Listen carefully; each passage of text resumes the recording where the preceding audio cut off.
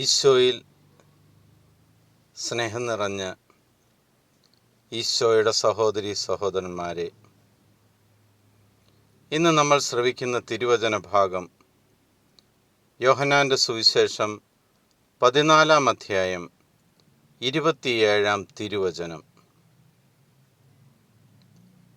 ഞാൻ നിങ്ങൾക്ക് സമാധാനം തന്നിട്ട് പോകുന്നു, എൻ്റെ സമാധാനം നിങ്ങൾക്ക് ഞാൻ നൽകുന്നു. ലോകം നൽകുന്നത് പോലെയല്ല ഞാൻ നൽകുന്നത്. നിങ്ങളുടെ ഹൃദയം അസ്വസ്ഥമാകേണ്ട, നിങ്ങൾ ഭയപ്പെടുകയും വേണ്ട.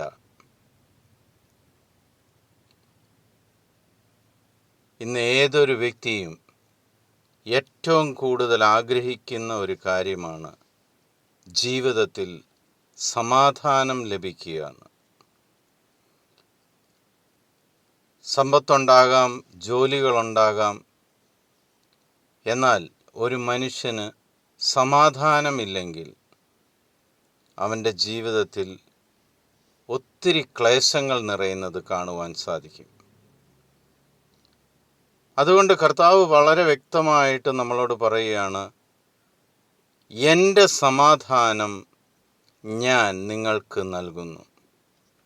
ഞാൻ എപ്പോഴും സമാധാനത്തോടെ ഇരുന്നത് പോലെ, എനിക്ക് എപ്പോഴും എല്ലാ പ്രതിസന്ധികളിലും സമാധാനത്തോടെ എല്ലാം കൈകാര്യം ചെയ്യാൻ സാധിച്ചത്, ആ സമാധാനം ഞാൻ നിങ്ങൾക്കും നൽകി.